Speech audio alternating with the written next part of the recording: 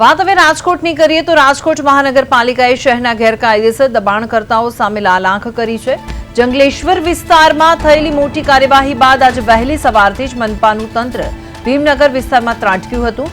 ચૂંટણીની આચારસંહિતા અને પ્રક્રિયા પૂર્ણ થતાની સાથે તંત્ર બુલડોઝર ગજવીને ગેરકાયદેસર બાંધકામો તોડી પાડવાની ઝુંબેશ તેજ કરી છે।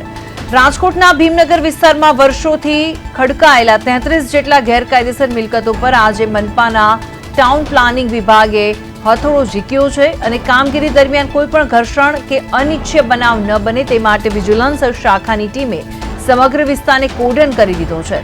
મહત્વનું છે કે ચુસ્ત પોલીસ બંદોબસ્તની સાથે પીજીવીસીએલ અને ફાયર બ્રિગેડનો કાફલો પણ ઘટના સ્થળે હાજર રહ્યો છે અને શહેરના જાહેર માર્ગો અને સરકારી જમીનો પર દબાણ કરનાર તત્વો સામે આ કાર્યવાહી આગામી દિવસોમાં જારી રહેશે। રાજકોટને દબાણ મુક્ત બનાવવાના મક્કમ નિર્ધાર સાથે મનપા કમિશનરે પણ સ્પષ્ટ સંકેત આપ્યા છે કે નિયમોનું ઉલ્લંઘન કરનાર કોઈ પણ મિલકતને બક્ષવામાં આવશે નહીં।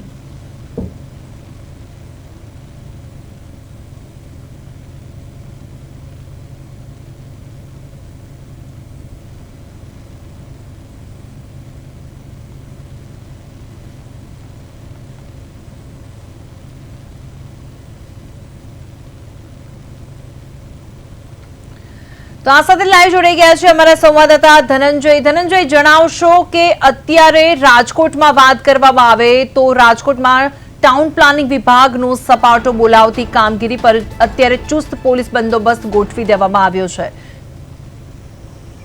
જે ભૂમિ જે રીતે વાત કરવામાં આવે તો રાજકોટ શહેરમાં જંગલેશ્વર ડિમોલેશન થયા બાદ છે તે રાજકોટ મહાનગરપાલિકાનું તંત્ર છે તે એક્શન મોડમાં આવ્યું છે। કોઈ પણ મિલકત ધારકો જે ગેરકાયદેસર મિલકત ધારકો હોય તેની સામે છે તે લાલ આંખ કરી છે। આ તકે વાત કરવામાં આવે તો રાજકોટના જે એક ભીમનગર વિસ્તારમાં છે ત્યાં 33 જેટલા ગેરકાયદેસર મકાનો છે તેને જે ડિમોલેશન છે તે કરવામાં આવ્યું છે। તેમજ આ કામગીરી દરમિયાન છે પીજીવીસીએલની ટીમ તેમજ ફાયર વિભાગ અને વિજિલન્સની ટીમને છે તે તૈનાત રાખવામાં આવ્યું હતું। તેમજ સમગ્ર વિસ્તારને છે તે કોરિડોર કરવામાં આવ્યો હતો। ત્યારબાદ છે તે તંત્રની છે તે બુલડોઝરની જે કામગીરી છે તે હાથ ધરવામાં આવી હતી। પણ છેલ્લા ઘણા સમયથી જે ડિમોલેશન છે તે કરવામાં આવી રહ્યું હતું ત્યારબાદ છે તે અનેક વખત છે લોકોને નોટિસ પાઠવવામાં આવી હતી। ત્યારબાદ છે તે લોકો દ્વારા છે તે મકાન ખાલી કરવામાં આવ્યા છે। તો લોકોમાં પણ ક્યાંક ને ક્યાંક અત્યારે રોષ જોવા મળી રહ્યો છે કારણ કે અત્યારે લોકો છે તે બેઘર બન્યા છે।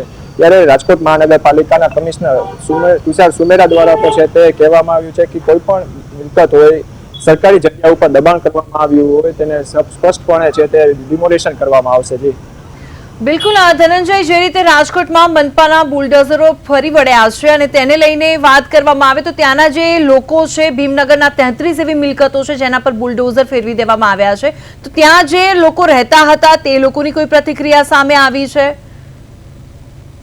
જીવનની જે રીતે વાત કરીએ તો ખાસ તો આટલા વર્ષોથી છે તે લોકો તે જગ્યાએ રહેતા હોય છે ત્યારે તેની અનેક લાગણીઓ છે તે જગ્યા સાથે જોડાયેલી હોય છે। પરંતુ જે ગેરકાયદેસર બાંધકામ છે એ તો છે જ તેમાં લોકોને છે તે અનેક વખત નોટિસ પાઠવવામાં આવી હતી। લોકો દ્વારા પણ છે તે ક્યાંક ને ક્યાંક રોષ પણ જોવા મળી રહ્યો છે। તેમજ ખાસ તો તે લોકોને નોટિસ પાઠવ્યા બાદ છે તે સમગ્ર છે તે ડિમોલેશનની કામગીરી હાથ ધરવામાં આવી હતી પરંતુ લોકોમાં છે તે રોષ જોવા મળે છે કારણ કે તે લોકો છે તે અત્યારે બેઘર થયા છે। જી બિલકુલ ધનંજય, આભાર સમગ્ર વિગત માટે।